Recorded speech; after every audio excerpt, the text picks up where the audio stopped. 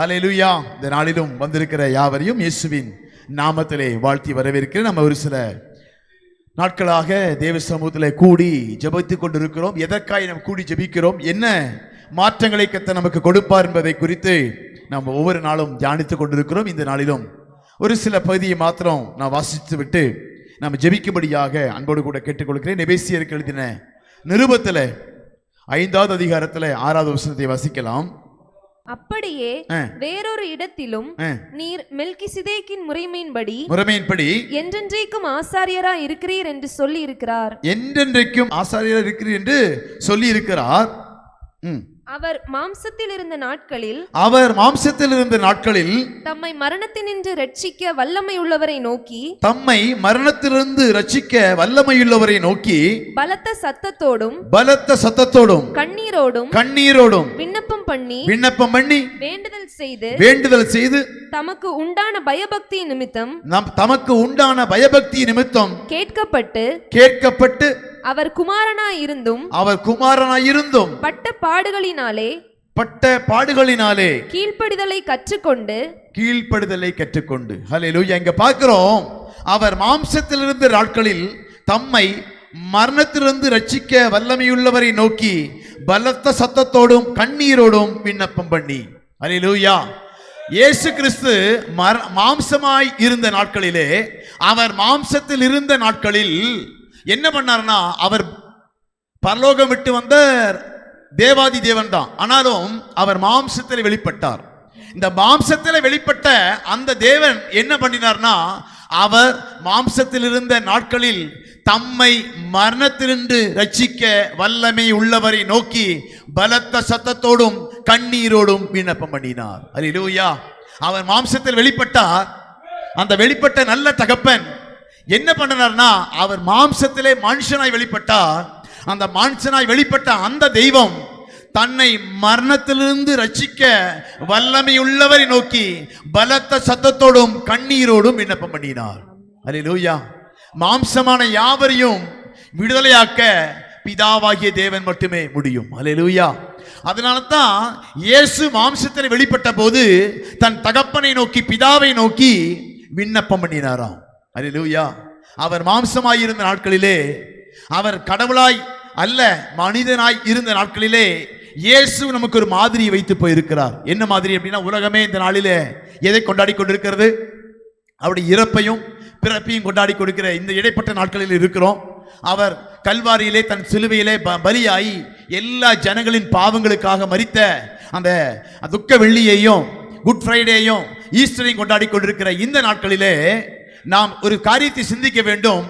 அவர் மாம்சத்தில் இருந்த நாட்களில், அவர் மாம்சமாய் பிதாவாகி தேவனுடைய புத்திரனாய் இருந்த அவர் தன் மகிமையெல்லாம் விட்டு மனிதனாக, அதாவது தூதர்களையும் சற்று கீழ்ப்படுத்தி, அதாவது தூதர்களுக்கும் சற்று தாழ்வான மனிதனாக பிறந்து இருந்து வாழ்ந்த நாட்களிலே அவர் என்ன செய்தார் என்று சொன்னா, தம்மை மரணத்திலிருந்து ரட்சிக்க வல்லமை உள்ளவரை நோக்கி பலத்த சத்தத்தோடும் கண்ணீரோடும் விண்ணப்பம் பண்ணினார். அப்ப மாம்சமாயிருக்கிற எல்லாரும் நம் தேவனை நோக்கி ஜெபிக்க வேண்டும், தேவனை நோக்கி விண்ணப்பம் பண்ண வேண்டும் என்று சொல்லி அங்கே நமக்கு கற்றுக் கொடுத்திருக்கிறார். அல்லேலூயா. அப்ப தம்மை மரணத்திலிருந்து ரட்சிக்க வல்லமையுள்ள தேவனை நோக்கி பார்த்து ஜெபித்ததனால அவர் தன்னுடைய மரணத்தை ஜெயித்தார். அல்லேலூயா. எதனால் அவர் மரணத்தை ஜெயிச்சாரு? தன்னை மரணத்திலிருந்து தப்புவிக்க வல்லவராய் இருக்கிற பிதாவை நோக்கி அவர் ஜெபித்தார், விண்ணப்பம் பண்ணினார். நாமும் விண்ணப்பம் பண்ண வேண்டும். ஆண்டவரே, இந்த மரணம் என்னை அடக்கி வைக்காதபடிக்கு, இந்த பாதாளம் என்னை அடக்கி வைக்காதபடிக்கு என்னை பரலோகத்துக்கு கொண்டு வருகிற பிதாவை நோக்கி பார்த்து நீங்களும் நான் என்ன பண்ணமாமா? ஜெபிக்க வேண்டும். அல்லேலூயா. தம்மை மரணத்திலிருந்து ரட்சிக்க வல்லமையுள்ளவரை நோக்கி பலத்த சத்தத்தோடும் கண்ணீரோடும் விண்ணப்பம் பண்ணினார். இவர் ரெண்டு காரியத்தை அங்கே செய்கிறதை பார்க்கிறோம். ஒன்று, பலத்த சத்தத்தோடு. அவர் அமைதியாய் ஜெபிக்கல. அவர் எப்படி ஜெபிச்சாரு? பலத்த சத்தத்தோடு கண்ணீரோடு மனதை உருக்கி அவர் ஜெபம் பண்ணார். ஒன்று தன்னுடைய முழு பலத்தோடும், இரண்டாவது முழு தாழ்மையோடும் அங்கே ஜெபிக்கிறதை பார்க்கிறோம். அங்க பலத்த சத்தத்தோடும் கண்ணீரோடும் விண்ணப்பம் பண்ணி வேண்டுதல் செய்து தமக்கு உண்டான பயபக்தி நிமித்தம் கேட்கப்பட்டு. இவர் ரெண்டும் பண்றாரு. என்ன பண்றாரு? பலத்த சத்தத்தோடும் பண்றாரு, கண்ணீரோடும் பிதாவாகி தேவனை நோக்கி பார்த்து, ஆண்டவரே என்னை மரணத்திலிருந்து விடுதலையாக்குவீராக என்று சொல்லி அங்கே ஜெபிக்கிறத பார்க்கிறோம். அந்த ஜெபம் கேட்கப்பட்டுதா அப்படின்னா அவர் சொல்ற தமக்கு உண்டான பயபக்தி நிமித்தம் கேட்கப்பட்டு அப்படிங்கிறார். அப்ப அவர் ஜெபம் உண்மையாகவே கேட்கப்பட்டது. எதனால? பயபக்தி நிமித்தம். பயபக்தி என்று சொன்னா தீத்துவுக்கு எழுதின நிருபத்துல வாசிச்சோம், 3வது அதிகாரத்துல வாசிச்சோம் அல்லவா? தீத்துவுக்கு எழுதின நிருபத்துல 1வது அதிகாரத்துல 3வது வசனம் வாசிக்கலாம். பொய்யுரையாத தேவன் ஆதி காலம் முதல் நித்திய ஜீவனை குறித்து வாக்குத்தத்தம் பண்ணி, நித்திய ஜீவனை குறித்து, அதாவது மரணத்திலிருந்து மரித்த மனுஷனுக்கு ஒரு நித்திய ஜீவன் இருக்குது என்பதை குறித்து வாக்குரைத்து, அதை குறித்த நம்பிக்கை பற்றி தேவபக்திக்கு ஏதுவான சத்தியத்தை, தேவபக்தி, அந்த தேவபக்திக்கு ஏதுவான அப்படின்னு வாசிக்கிறோம்ல, அதுதான் அங்கே வாசிக்கிறோம். அவர் என்ன பண்ணாராமா? பயபக்தியாய் கேட்டறினாராம். அப்ப தேவபக்தியாய் வாழ்ந்ததுனால அவருடைய வாழ்க்கையில அந்த பொய்யுரையாத தேவன் நித்திய ஜீவனுக்கு நேராக என்னை எழுப்புங்க ஆண்டவரே என்று சொல்லி இயேசு அங்கே ஜெபிக்கிறத பார்க்கிறோம். அப்படின்னா மரணத்தோடு நம்முடைய வாழ்க்கை முடிந்து போகாதபடிக்கு, மரணத்தோடு கூட அடக்கப்படப்படாதபடிக்கு இந்த நாளில் உயிரோடு எழுந்த இயேசு எப்படி நம்ம உயிரோடு எழுக்க வேண்டும் என்று சொல்லி சொன்னார்னா, அவர் சொல்றாரு, பொய்யுரையாத தேவன் வைத்திருக்கிற நித்திய ஜீவனுக்கு பங்குள்ளவர்களாய் மாற வேண்டும் என்று சொன்னா பயபக்தியாய் தேவபக்தியாய் நடக்க வேண்டும். சத்தியத்தை அறிகிற அறிவும் விசுவாசமும் தேவனால் தெரிந்து கொள்ளப்பட்டவர்களுக்கு உண்டாகும்படியாய் பிரசங்கிக்கப்பட்டதை கேட்டு அவர் நடந்து கொண்டார். அந்த பிரசங்கத்தாரு அதே மாதிரி அவர் நடந்து கொண்டாரு. தேவபக்தியாய் நடக்க, தேவபக்தியாய் அப்படின்னா பயபக்தியாய் நடக்க அவர் நடந்ததுனால அவர் ஜெபம் கேட்கப்பட்டதாம். அல்லேலூயா. தொடர்ந்து எபிரேயர்ல வாசிக்கலாம். எபிரேயர் 5:7 வாசிக்கலாம். அவர் மாம்சத்தில் இருந்த நாட்களில் தம்மை மரணத்தினின்று ரட்சிக்க வல்லமையுள்ளவரை நோக்கி பலத்த சத்தத்தோடும் கண்ணீரோடும் விண்ணப்பம் பண்ணி வேண்டுதல் செய்து தமக்கு உண்டான பயபக்தி நிமித்தம் கேட்கப்பட்டு. அவர் செய்தாரு. தனக்கு இருந்த பயபக்தியினால அவர் பரிசுத்தமாயும் தேவனுக்கு பிரியமாயும் பிதாவை கனப்படுத்துகிறவருமாயும் அவர் விருப்பத்தை நிறைவேற்றுகிறவருமாய் வாழ்ந்தபடியினாலே அந்த ஜெபம் கேட்கப்பட்டு உண்டான பயபக்தி நிமித்தம் கேட்கப்பட்டு அவர் குமாரனாயிருந்தும் பட்ட பாடுகளினாலே கீழ்ப்படிதலை கற்றுக்கொண்டு இவர் ஜெபிக்கிறாரு. கர்த்தர் ஜெபத்தை கேட்கிறாரு. இருந்தாலும் அவர் எப்படி அதை இது பண்ணார்னா, அவர் குமாரனாயிருந்தும் பட்ட பாடுகளினாலே கீழ்ப்படிதலை கற்றுக்கொண்டார். அல்லேலூயா. நமக்கு என்ன சொல்றது அப்படின்னா, நாம தேவனை நோக்கி பார்த்து ஜெபிக்கிறோம், என்னைய மரணத்திலிருந்து உயிரோடு எழுப்புங்க ஆண்டவரேன்னு அவரும் கேட்கிறார். ஆனா அவர் எப்படி கேட்கிறார்னா, குமாரனாய் இருந்தும் பட்ட பாடுகளினாலே கீழ்ப்படுதலை கற்றுக் கொடுக்கிறார். எப்படி அவர் கீழ்ப்படுதலை கற்றுக்கொண்டார்னா, பட்ட பாடுகள். சிலுவையில அவர் தன்னை தாழ்த்த அவர் ஒப்பு கொடுத்தார், ஜெபித்தார். ஒண்ணு அது மாத்திரம் இல்ல, ஜெபம் எதை காண்பிக்கிறது என்று சொன்னா, அவர் பட்ட பாடுகளினாலே பிதாவுடைய விருப்பத்தை அவர் நிறைவேற்றுகிறார். எப்படி? பட்ட பாடுகள். சிலுவை வர தன் மரணம் வரை தன்னை தாழ்த்துகிறார். என்ன பிதாவுடைய விருப்பம் என்ன அப்படின்னா, இவர் சிலுவையிலே தன்னை தாழ்த்தி மரணம் வரை தாழ்த்த வேண்டும் என்று விருப்பத்தை உடையவராய் இருந்தார். அந்த விருப்பத்தை அவர் என்ன பண்ண, ஜெபித்து அந்த குமாரன் பிதாவுடைய விருப்பத்தை நிறைவேற்றினார். எப்படின்னா, பாடுகளினாலே கீழ்ப்படிந்தார்.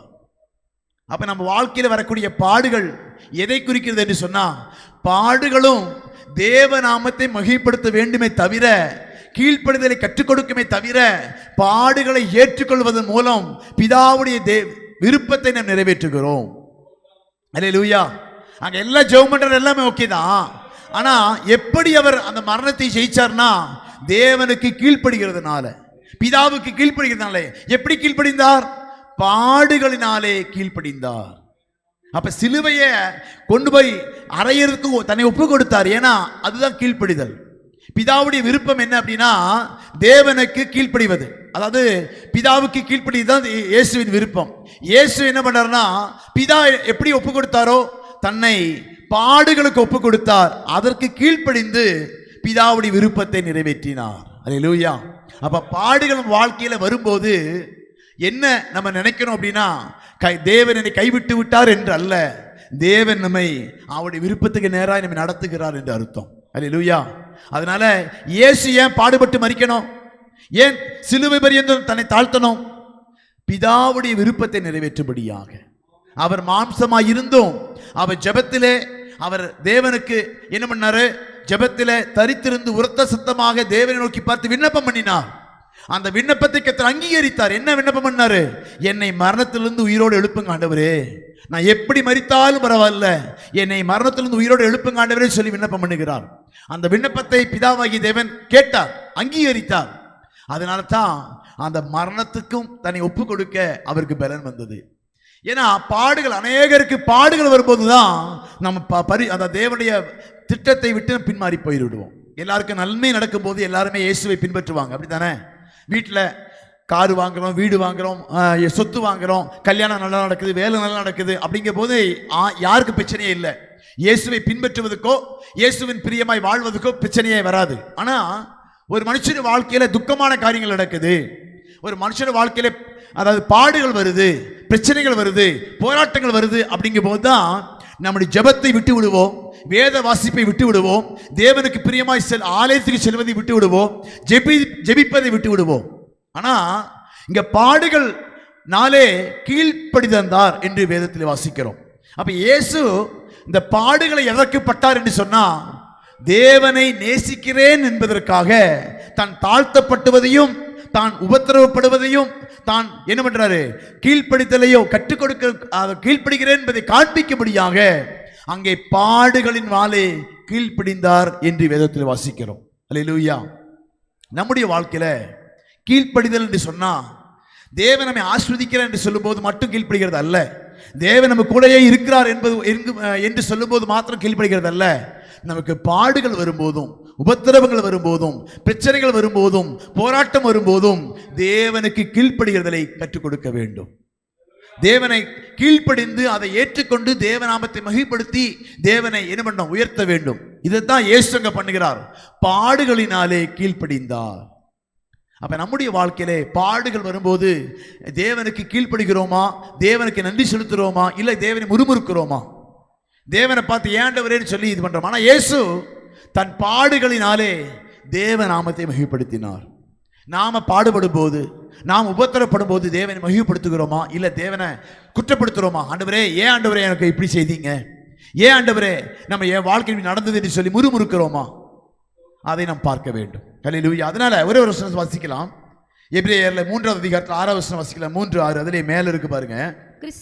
கிறிஸ்துவோ அவருடைய வீட்டிற்கு மேற்பட்டவரான குமாரனாக, அவருடைய வீட்டுக்கு மேற்பட்ட குமாரனாக உண்மை உள்ளவராய் இருக்கிறார். நம்பிக்கையினாலே உண்டாகும் தைரியத்தையும்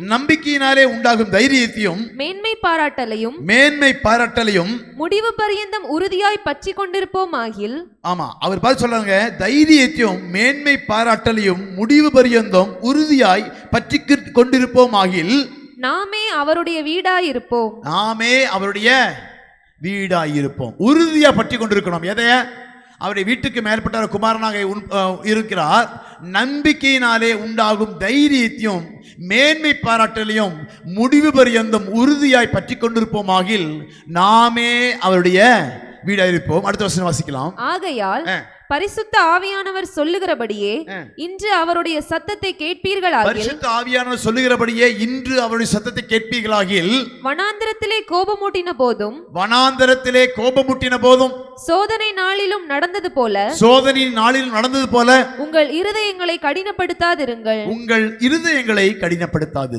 அங்க என்ன சொல்றாருன்னா, வனாந்தரத்திலே கோபமூட்டின போதும் சோதனை நாளில் நடந்தது போலும் உங்கள் இருதயங்களை கடினப்படுத்தாதிருங்கள். ஆதி நாட்களிலே தேவன் சில வனாந்திர பயணத்திலே சில என்ன பண்ணாரு, வனாந்திரத்திலே கோபமூட்டினார்கள். யாரு? சில துன்பங்கள், உபத்திரவங்கள், பாடுகள் வந்தபோது இஸ்ரவேல் ஜனங்கள் என்ன பண்ணாங்களாம்? கோபமூட்டினார்கள். சோதனையிலும் அவங்க என்ன பண்ணாங்க? முறுமுறுத்தார்கள். தேவனை, அந்த பிரச்சனைகள், பாடுகள் வந்தபோது தேவனை மகிமைப்படுத்தாதபடிக்கு. ஏன்னா இஸ்ரவேல் ஜனங்கள் அந்த எகிப்திலே அநேக அற்புதங்களை இயேசுவின் மூலமாய், பிதாவின் மூலமாய் பெற்றுக்கொண்டார்கள். அப்படித்தானே? அந்த வனாந்தரத்துல நடந்து வந்ததுக்கு முன்பாக அந்த 10 வாதைகள் அந்த இஸ்ரவேல் ஜனங்களை மீட்கும்படியாக, தன் ஜனங்களை விடுவிக்கும்படியாக பிதாவாகிய தேவன் எகிப்தில் இருக்கும்போது 10 வாதைகளினாலே அந்த இஸ்ரவேல் ஜனங்களை எல்லாம் விடுவித்தார். அது மாத்திரம் இல்ல, அவர்களுக்கு என்ன பண்ணாரு? செங்கடலை பிளக்க பண்ணினார், காடைகளை கொடுத்தார், மன்னாவை கொடுத்தார், தண்ணீரை கொடுத்தார், யோர்தானை பிளக்க பண்ணினார், செங்கடலை கடக்க பண்ணினார், எரிகோவை இடித்தார், எல்லாவற்றையும் இடித்து நடந்தார். ஆனாலும் வனாந்தரத்திலே அந்த இஸ்ரவேல் ஜனங்கள் தேவன் சில சோதனைகளை அனுபவித்த போது கோபம் ஊட்டினார்களாமா. சில பிரச்சனைகளை அனுபவித்த போது வனாந்தரத்திலே கோபம் விட்டினது போதும், சோதனை நாளில் நடந்தது சோதனைக்கு சில சோதனைகளை வைத்தார். அதிலெல்லாம் இஸ்ரவேல் ஜனங்கள் சோர்ந்து, அதாவது என்ன பண்ணாங்க? தோற்று போனார்கள். உங்கள் இருதயங்களை கடினப்படுத்தினார்கள். அவங்க என்ன பண்ணாங்க? தேவனை முறுமுறுக்க ஆரம்பித்தார்கள். சில பாடுகளை கொடுத்த போது, சில உபத்திரவங்களை கொடுத்த போது தேவனை என்ன பண்ணாங்களா? முறுமுறுத்தாங்க, தேவனை மகிமைப்படுத்தல. ஆனா இயேசு என்ன பண்ணாரா? அவர் குமாரனாய் இருந்தும் பட்ட பாடுகளினாலே கீழ்ப்படிதலை கற்றுக்கொண்டார். இயேசு கீழ்ப்படிதலை கற்றுக்கொண்டார். பாடுகள் வழியாய், உபத்திரவங்கள் வழியாய் போன போதும் அதற்கு கீழ்ப்படிந்து தன்னை ஒப்பு கொடுத்தார். அந்த தேவனை, பிதாவாகி தேவனை மகிமைப்படுத்தினார் இயேசு. ஆனா ஆதி காலத்தில் வாழ்ந்த இஸ்ரவேல் ஜனங்கள் வனாந்திரத்து வாழ்க்கையிலே அந்த கானான் தொட்டு வருகிற பயணத்திலே சில குறைவுகள் வருது, பாடுகள் வருது, உபத்திரங்கள் வருது. உபத்திரங்கள் வரும்போது வனாந்தரத்திலே கோபம் ஊட்டினார்களாம் பிதாவாகி தேவனுக்கு. சோதனை நாளிலே அவர்கள் என்ன பண்ணாங்களாம்? முறுமுறுத்தார்களாமா. உங்கள் இருதயங்களை கடினப்படுத்தாதிருங்கள். அவர்கள் கடினப்படுத்தினது போல, அவர்கள் முறுமுறுத்தது போல, அவர்கள் கோபம் ஊட்டினது போல, நீங்கள் பாடுகள் வரும்போது, உபத்திரங்கள் வரும்போது நீங்கள் உங்கள் இருதயங்களை கடினப்படுத்தாதபடிக்கு, தேவனை கோபப்படுத்தாதபடிக்கு, நீங்கள் சோதனைக்கு உட்பட்ட போது, உங்களை என்ன சோதிக்கப்படும் போது நீங்கள் தோற்று போகாதபடிக்கு இருதயங்களை கடினப்படுத்தாதிருங்கள் என்று வேதம் சொல்லுகிறது. அல்லேலூயா. அப்ப இயேசு தன் சிலுபரியந்தும் தாழ்த்தி பாடுகளிலும் தேவ நாமத்தை மகிமைப்படுத்தினார். ஆனா இஸ்ரவேல் ஜனங்கள் தங்கள் பாடுகள், உபத்திரங்கள் வந்தபோது முறுமுறுத்து கோபம் ஊட்டி சோதனை நாட்களிலே அவர்கள் இருதயத்தை கடினப்படுத்தி பிதாவாகி தேவனுக்கு எதிர்த்து நின்றார்களாமா. அப்ப 2 பேருடைய பாடுகளும் நமக்கு கற்றுக் கொடுக்கிறது என்ன அப்படின்னா, கீழ்ப்படிதல் நமக்கு தேவை. இருதயத்தில் தேவனை மகிமைப்படுத்த வேண்டும். அந்த மகிமைப்படுத்துவதற்கு தேவையான பலனும் அந்த கிருபையும் ஜெபத்தினாலே பெற்றுக்கொள்ள வேண்டும். அல்லேலூயா. அடுத்த வசனம் கூடி வாசிக்கலாம். 3:9 கூடி வாசிக்கலாம். அங்கே உங்கள் பிதாக்கள் என்னை சோதித்து, என்னை பரீட்சை பார்த்து 40 வருஷ காலம் என் கிரியைகளை கண்டார்கள். 40 வருஷ காலம் என் கிரியைகளை கண்டார்கள். அங்கே தங்கள் பிதாக்கள் சோதனை போது என்னை சோதித்தார்கள். சோதனை நடந்தபோது, பிரச்சனைகள் வந்தபோது, போராட்டங்கள் வந்தபோது, உபத்திரங்கள் வந்தபோது என் மேல விசுவாசம் இல்லாம என்னை சோதித்து பார்த்தார்கள். எனக்கு கோபம் ஊட்டினார்கள், என்னை எரிச்சல் படுத்தினார்கள், என்னை நம்பல. ஏன்னா அழைத்து வந்த என்னை அவர்கள் நம்பல. ஏன்னா அவளுக்கு தண்ணீரை கொடுத்தேன், காணை கொடுத்தேன், அப்பத்தை கொடுத்தேன், என்ன பண்ண நிழலாய் இருந்தேன், அக்கினி வெயிலாய் இருந்தேன், வெயில் வராதபடிக்கு என்ன பண்ண மேகஸ்தம்பமாய் இருந்தேன், அக்கிஸ்தம்பமாய் இருந்தேன், செங்கடலை பிளந்தேன், எல்லாத்தையும் பண்ணனேன். இருந்தாலும் அவர்கள் என்னை நம்பவில்லை. அங்கே உங்கள் பிதாக்கள் என்னை சோதித்து, என்னை பரீட்சை பார்த்து, என்னை விசுவாசிக்காம அந்த சோதனை நாட்கள் எல்லாம் என்னை கோபப்படுத்தினார்கள், தங்கள் இருதயங்களை கடினப்படுத்தினார்கள். எனக்கு பிரியமாய் அவங்க வாழவே இல்லை. அதனால அவர்கள் வனாந்தரத்திலே அழித்து விட்டேன். அவங்க நித்தியமா காலமாய் வனாந்தரம் கானான் பரலோகத்துக்கு கொண்டு போகல. அவரை அந்த கானானை கொண்டு போகல, வனாந்தரத்திலே அழித்தார். ஏன்னா சோதனை நாட்களிலே தேவனுக்கு பிரியமாய் அவர்கள் வாழவில்லை. இயேசு தன் தேவனுக்கு பிரியமாய் மனிதனாய் இருக்கும்போது தேவனுக்கு பிரியமாய் வாழ்ந்தார். இந்த நாளில் நாம் கற்றுக்கொள்ள வேண்டிய காரியம் என்னன்னா, நாம் விசுவாசிகளாய் இயேசுக்கு பிரியமாய் வாழும்படி அழைக்கப்பட்டிருக்கிறோம். அவர் நன்மை தருவார், நன்மையானவே நம் வாழ்க்கையில் அனுமதிக்கிறார். நம் வாழ்க்கையில் வரக்கூடிய சில துன்பங்கள், பாடுகள் அவர் பக்கம் சேருவதற்கான தானே தவிர அவரை விட்டு பிரிப்பதற்காக அல்ல. நாம் எவ்வளவு அவர் பக்கம் விசுவாசத்தோடு இருக்கிறோம், எவ்வளவு உண்மையா இருக்கிறோம், நம்முடைய நம்பிக்கை விசுவாசம் தேறி இருக்கிறதா என்பதை பார்க்கும்படி, சோதிக்கும்படி சில போராட்டங்களையும் சில துன்பங்களையும் வாழ்க்கையில் அனுமதிக்கிறார்.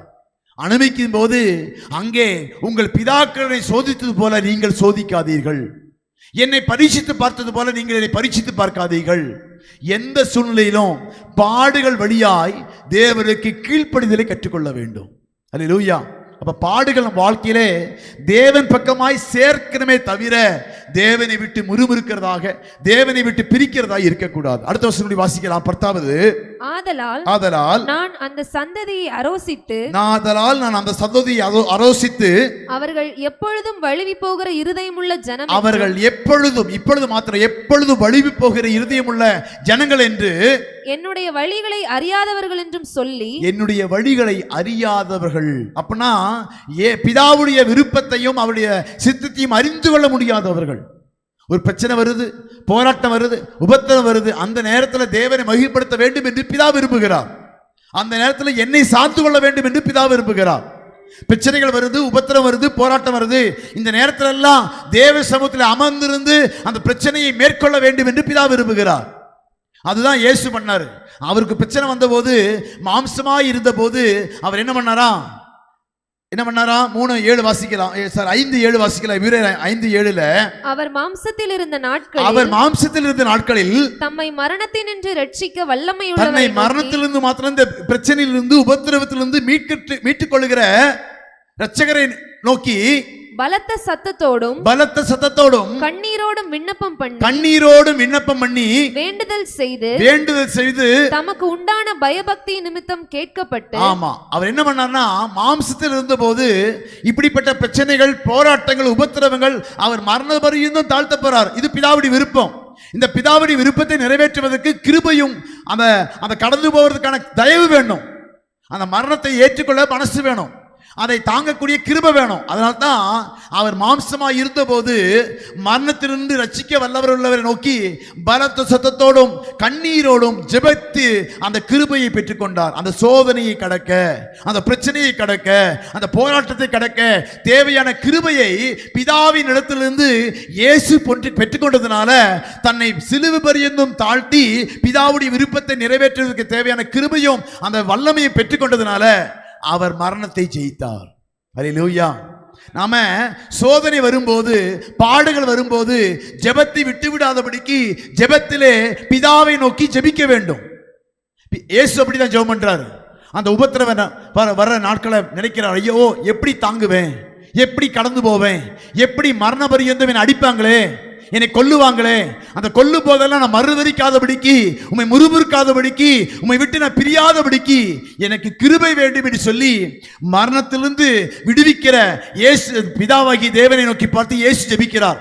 தம்மை மரணத்திலிருந்து ரட்சிக்க வல்லமை உள்ளவரை நோக்கி பலத்த சத்தத்தோடும் கண்ணீரோடும் விண்ணப்பம் பண்ணி வேண்டுதல் செய்து அந்த கிருபையும் அந்த கடக்கக்கூடிய தயவையும் பெற்றுக்கொள்கிறார்.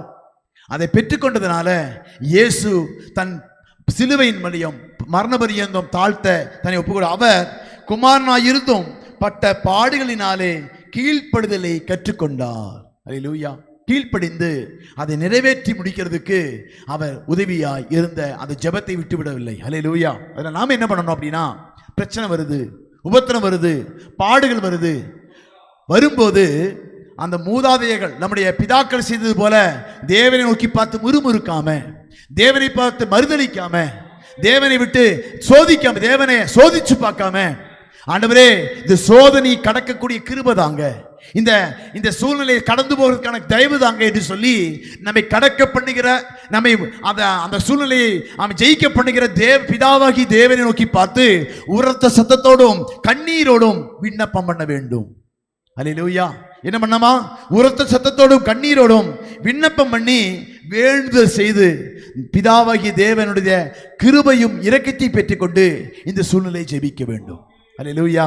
அதனால நாம இந்த நாளிலே கற்றுக்கொள்ளுகிற காரியம் என்ன? இயேசு இந்த உலகத்தை எல்லாம் மீட்கும்படியாய் தன் ஜீவனையே கொடுத்தார் அல்லவா? எப்படி திரும்ப பெற்றுக்கொண்டார் சொன்னா, ஜெபத்தின் மூலமாய் அந்த கிருபையை பெற்றுக்கொண்டார். அதனால தான் கெத்செமனியில போய் தன் வியர்வை ரத்தமாய் வெளிப்படக்கூடிய அந்த அளவுக்கு வியாகுலப்படுறாரு. பிதாவாகி தேவனை பார்த்து கெத்செமனியில ஜெபிக்கிறார். எப்படி ஜெபம் பண்றாரு? நல்ல உருக்கமாக அந்த ஆண்டவரே இந்த சோதனை சகிக்க, இந்த சோதனை தாங்க, ரொம்ப கொடூரமாய் இருக்கக்கூடிய சாவை நான் ஏற்றுக்கொள்ள, அந்த நேரத்துல எல்லாம் முறுமுறுக்காதபடிக்கு, வாய் திறக்காதபடிக்கு, மறுதளிக்காதபடிக்கு உம்மை ஆண்டவரே அந்த சோதனை ஜெயிக்கக்கூடிய கிருபை வேண்டும் என்று சொல்லி கெத்செமனேல அவர் விண்ணப்பம் பண்ணுகிறது தான் இங்க சொல்றார். அவர் எப்படி பண்ணாராம்? மாம்சத்தில் இருந்த நாட்களில் தம்மை மரணத்திலிருந்து ரட்சிக்க வல்லமையுள்ளவரை நோக்கி பலத்த சத்தத்தோடும் கண்ணீரோடும் விண்ணப்பம் பண்ணுகிறார். கெத்செமனேல போய் ஜெபம் பண்றத இங்க விவரித்துக்கு அங்க சொல்லுகிறார். அப்ப நாம வாழ்க்கையில சோதனை ஜெயிக்க வேண்டும் என்று சொன்னா, இந்த மரணத்தை ஜெயிக்க வேண்டும் என்று சொன்னா, பாடுகள் நம்மை முறுமுறுக்காதபடிக்கு தேவனுக்கு மகிமையாய் இந்த பாடுகளை மாற்றிக்கொள்ள வேண்டும் என்று சொன்னா, ஜெபத்திலே தரித்திருக்க வேண்டும், தேவ சமூகத்தில் அமர்ந்திருக்க வேண்டும், தேவனை நோக்கி பார்த்து ஜெபிக்க வேண்டும். ஆண்டவரே இந்த சோதனையை ஜெயிக்கிறதுக்கு எனக்கு உதவி செய்வீராக, இந்த பாடுகளை சகிக்கிறதுக்கு உதவி செய்வீராக, இந்த போராட்டத்தை மேற்கொள்ள என்னுடைய மாம்சத்தின் பலன் பத்தாது ஆண்டவரே, தேவ பலன் என்னை மூடுவதாக, இந்த தேவ மகிமை என்னை மூடிக்கொள்ளட்டும் என்று சொல்லி அங்கே நாம் ஜெபிக்கும் போது இந்த உலகத்தில் வரக்கூடிய எல்லா பாடுகள், அவமானங்கள், துன்பங்கள், வேதனைகள் எல்லாவற்றையும் சகிக்க தேவன் கிருபை தருகிறவராய் இருக்கிறார். அல்லேலூயா. அதனால நாமளும் அந்த கிருபையை பெற்றுக்கொண்டு அவர் சொல்றது போல இன்று அவருடைய சத்தத்தை நீங்கள் கேட்பீர்கள் என்று சொன்னா 7ஆம் வசனம் வாசிக்கலாம். 3:7. ஆகையால் பரிசுத்த ஆவியானவர் சொல்லுகிறபடியே, ஆகையால் பரிசுத்த ஆவியானவர் சொல்லுகிறபடியே இன்று அவருடைய சத்தத்தை கேட்பீர்களாகில், இன்று அவருடைய சத்தத்தை கேட்பீர்களாகில் அப்படின்னா இன்னைக்கு அந்த வசனத்தை நீங்க கேட்பீர்களாகில் சொல்லுங்க, வாசிங்க. வனாந்தரத்திலே கோபமூட்டின போதும் சோதனை நாளிலும் நடந்தது போல உங்கள் இருதயங்களை கடினப்படுத்தாதிருங்கள். ஆமா, இன்று அவருடைய சத்தத்தை நீங்க கேட்டீங்கன்னா நான் என்ன சொல்றேன் அப்படின்னா, நீங்க அவங்க பண்ண மாதிரி நீங்க பண்ணாதீங்க. இன்று அவருடைய சத்தம் உங்களுக்கு வெளிப்படுகிறது. என்னன்னா, அவர்கள் அன்று அந்த சத்தத்தை கேட்டபோது கோபமூட்டினார்கள், கீழ்ப்படியாமல் போனார்கள். ஆனா நீங்க என்ன பண்ணணும் அப்படின்னா, பவுல் சொல்றாரு, அவரை கோபப்படுத்தாதீங்க, அவங்க இருதயத்தை கடினப்படுத்தாதீங்க, அவருடைய சத்தத்தை நீங்கள் கேட்பீர்கள் என்று சொன்னா அந்த சத்தத்துக்கு கீழ்ப்படிய தேவ கிருபையை நீங்கள் பெற்றுக்கொள்ளுங்கள், ஜெபத்திலே தைத்திருங்கள், அந்த தேவ சமூகத்திலே அந்த கிருபையை பெற்றுக்கொள்ளுங்கள் என்று அங்கே வாசிக்கிறோம். அதே விதத்தில் 4ஆம் அதிகாரத்தில் 7ஆம் வசனம் 4-7 வாசிக்கலாமே. இன்று அவருடைய சத்தத்தை கேட்பீர்களாகில், இன்று அவருடைய சத்தத்தை நீங்கள் கேட்பீர்களாகில் உங்கள் இருதயங்களை கடினப்படுத்தாதிருங்கள் என்று, உங்கள் இருதயங்களை கடினப்படுத்தாதிருங்கள் என்று வெகு காலத்துக்கு பின்பு தாவீதின் சங்கீதத்திலே சொல்லியிருக்கிறபடி இன்று என்று சொல்வதினாலே பின்னும் ஒரு நாளை குறித்திருக்கிறார். ஆமா, அன்னைக்கு மாத்திரம் இல்ல, இன்னைக்கும் அந்த நாள்ல தேவன் உதவி செய்ய வல்லவராயிருக்கு. அன்று என்று சொன்னதுனால அன்னைய முடிஞ்சிருக்கும். இன்று என்று சொன்னதுனால தாவீது சொல்லுகிறார், அந்த நாளை மாத்திரம் இல்ல, இன்னைக்கு உங்களுக்கும் எனக்கும் சொல்லுகிற இன்றும் அந்த கிருபையை கர்த்தர் கொடுக்க வல்லவராய் இருக்கிறார். அதனால சங்கீதக்காரன் சொல்லி இருக்கிறபடி இன்று என்று சொல்லியதனாலே பின்னும் ஒரு நாளை குறித்திருக்கிறார். அது உங்களுக்கு இந்த நாளில் வெளிப்படுகிறது. நீங்கள் அவருடைய சத்தத்தை நீங்கள் கேட்கக்கூடிய அந்த நாளிலே தேவ கிருபையை நீங்கள் இழந்து போகாதபடிக்கு அந்த கிருபையை நீங்கள் பெற்றுக்கொள்ள வேண்டும் என்று சொன்னா, ஜெபத்திலும் தேவ சமூகத்தில் அமர்ந்திருப்பதிலும் உறுதியாய் தரித்திருங்கள். தேவ சமூகத்திலே ஜெபித்து, ஆண்டவரே அந்த சோதனை ஜெயிக்கக்கூடிய கிருபை தருவீராக என்று சொல்லி நீங்க அவரை நோக்கி பார்த்து உரத்த சத்தத்தோடும் கண்ணீரோடும் விண்ணப்பம் பண்ணுங்க, ஜெபம் பண்ணுங்க. கர்த்தர் இயேசு கிறிஸ்துவுக்கு கொடுத்த கிருபையை போல உங்களையும் அதை ஜெயிக்கக்கூடிய கிருபையை கொடுத்து உங்களையும் ஜெயாளியாய் மாற்றுவார். அல்லேலூயா. 8ஆம் வசனம் வாசிக்கலாம். யோசுவா அவர்களை இளைப்பாறுதலுக்குட்படுத்தி இருந்தால் பின்பு அவர் வேறொரு நாளை குறித்து சொல்லியிருக்க மாட்டாரே. ஆகையால் தேவனுடைய ஜனங்களுக்கு இளைப்பாறுகிற காலம் இனி வருகிறதா இருக்கிறது. ஏனெனில் அவருடைய இளைப்பாறுதலில் பிரவேசித்தவன் தேவன் தம்முடைய கிரியைகளை முடித்து ஓய்ந்தது போல தானும் தன் கிரியைகளை முடித்து ஓய்ந்திருப்பான். பிதாவாகிய தேவன் இயேசுவை எல்லா கிரியைகளையும் முடித்து ஓய்ந்திருக்க பண்ணது போல நீங்களும் பிதாவாய் தேவன் நோக்கி பார்த்து ஜெபம் பண்ணீங்கன்னா உங்களுடைய கிரியைகளையும் முறியடித்து எல்லாம் ஜெயிக்க பண்ணி உங்களையும் மரணம் உங்களை மேற்கொள்ள முடியாதபடிக்கு, மரணம் உங்களை அடக்கி வைக்க முடியாதபடிக்கு உயிரோடு கூட எழுந்து தேவனை வலது பரிசுத்தல் இயேசு கிறிஸ்து அமரப்பண்ணுவது போல பிதாவாகி தேவன் உங்களையும் என்னையும் அமரப்பண்ணுவார். அல்லேலூயா. அதான் எல்லா கிரியைகளையும் முடித்து யாரு ஓய்ந்திருந்தது போல பிதாவாகி தேவன் இயேசு கிறிஸ்துவை உயிரோடு எழும்ப பண்ணி அவர் வலது பாரிசத்தில் வைத்தது போல உங்களையும் என்னையும் அவர் வலது பாரிசத்தில் உட்கார வைக்க வேண்டும் என்று சொன்னா இயேசு ஜெபித்தது போல நீங்களும் நானும் சத்தத்தை உயர்த்தி அவர் சமூகத்தில் கண்ணீரோடு நம்ம விண்ணப்பம் பண்ணி அவன் உயிரோடு எழும்ப பண்ணுகிறவரை நோக்கி பார்த்து ஜெபித்தோம் என்று சொன்னா அவர் உங்களையும் என்னையும் உயிரோடு எழும்ப பண்ணுவார். அல்லேலூயா. அதனால நாமும் இந்த ஜெபத்திலே தேவன் ஜெபித்தது போல ஜெபிக்க வேண்டும். பாடுகள் மத்தியில் உபத்திரவத்தின் மத்தியில் தேவனுக்கு பிரியமானதை செய்ய கிருபை பெற்றுக்கொள்ள வேண்டும். ஒரு மனுஷன் மாம்சத்தில் இருந்தா அவனால உலகத்தை ஜெயிக்க முடியாது. தேவ பலன் இல்லாம ஒரு மனுஷன் உலகத்தைய இந்த பாவத்தையும் இந்த சோதனையும் ஜெயிக்க முடியாது. அதனால தான் பிதாவாகி தேவனை பார்த்து இயேசு கிருபையை பெற்றுக்கொண்டார். மாம்சமாயிருந்த அவர் தேவனிடத்திலிருந்து அந்த தேவ கிருபையும் தேவ தயவையும் பெற்றுக்கொண்டார். அது உலகத்தையும் மாம்சத்தையும் ஜெயிக்க வைத்தது. அதே போல நீங்களும் நானும் ஜெயிக்க வேண்டும் என்று சொன்னா ஜெபத்திலே உறுதியாய் தரித்திருந்து தேவன் கொடுக்கிற கிருபையை பெற்றுக்கொள்ள வேண்டும். அல்லேலூயா. அதனால 5வது அதிகாரத்தில் 7வது வசனம் 8வது வசனம் மாத்திரம் வாசித்து முடிக்க விரும்புகிறேன். அவர் மாம்சத்தில் இருந்த நாட்களில் தம்மை மரணத்தினின்று ரட்சிக்க வல்லமையுள்ளவரை நோக்கி பலத்த சத்தத்தோடும் கண்ணீரோடும் விண்ணப்பம் பண்ணி வேண்டுதல் செய்து தமக்கு உண்டான பயபக்தி நிமித்தம்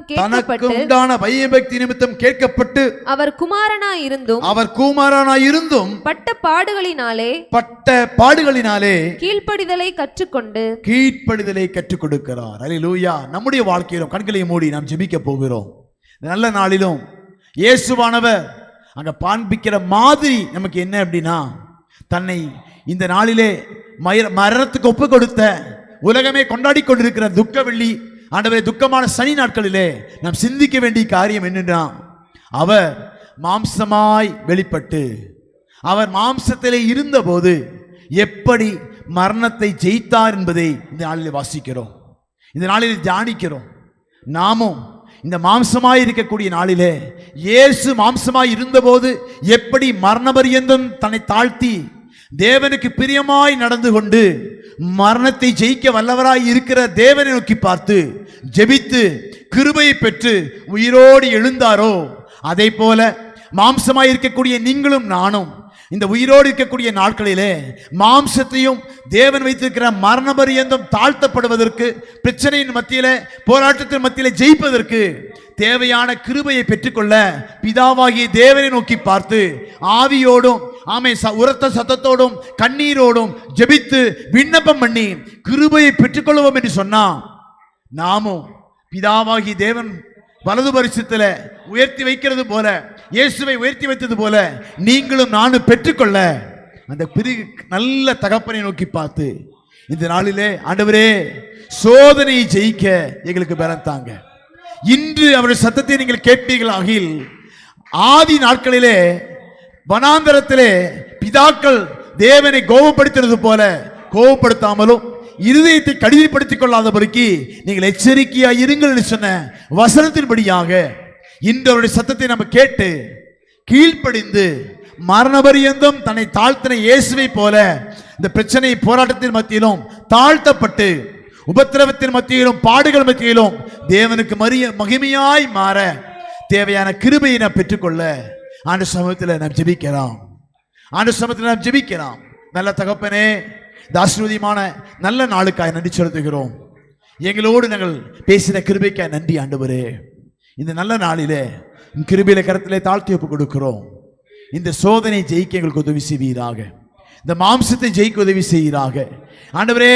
இந்த உபத்திரவத்தில பாடுகளை ஜெயிக்க எங்களுக்கு உதவி செய்வீராக. இயேசுவுக்கு நீங்க ஆண்டவர் கிருபையா இறங்கி எல்லாவற்றையும் ஜெயிக்க கிருபை தந்தது போல மாம்சமாய் இருக்கிற நாங்களும் ஆண்டவரை ஜெயித்து உம் நாமத்தை மகிமைப்படுத்த உங்களுக்கு உதவி செய்வீராக. காணப்படுகிற தடைகள் எல்லாம் இயேசுவின் நாமத்தில் நீங்கட்டும் ஆண்டவரே. இந்த சோதனை எல்லாம் ஜெயிக்க எங்களுக்கு உன்னதத்திலிருந்து வருகிற பலனை எங்களுக்கு கொடுப்பீராக. ஆவியானவர் கொடுக்கிற பலத்தினால் இடைக்கட்டி எல்லா பாவத்தையும் எல்லா சோதனையும் நாங்கள் ஜெயித்து பிதாக்கள் கோபப்படுத்தினது போல கோபப்படுத்தாதபடிக்கு நாங்கள் இயேசு கீழ்ப்படுதலை கற்றுக் கொடுத்தது போல நாங்களும் கீழ்ப்படுதலை கற்றுக்கொண்டு ஜெயிக்க உதவி செய்வீராக. ஆண்டவரே, நாங்கள் பரலோகத்துக்கு பாத்திரவான்களை மாற உதவி செய்வீராக. மரணத்தை ஜெயிக்க உதவி செய்வீராக. கிருபையுள்ள கரத்திலே தாழ்த்தி ஒப்புக் கொடுக்கிறோம், அர்ப்பணிக்கிறோம். தொடர்ந்து நீ பொறுப்படுத்திக் கொள்ளும், வழி நடத்தும். எல்லா துதி கன மகிமை அனைத்தும் தருகிறோம். இயேசுவின் மூலம் ஜெபங்களும் பிதாவே, ஆமென், ஆமென். என் ஆத்மாவே கர்த்தரை ஸ்தோத்திரி, என் முழு உள்ளமே பரிசுத்த நாமத்தை ஸ்தோத்திரி. என் ஆத்மாவே கர்த்தரை ஸ்தோத்திரி, கர்த்தர் செய்த சகல உபகாரங்களையும் என்றென்றும் மறவாதே. ஆமென். கர்த்தர் தாமே உங்கள் ஒவ்வொருவரையும் ஆசீர்வதிப்பாராக.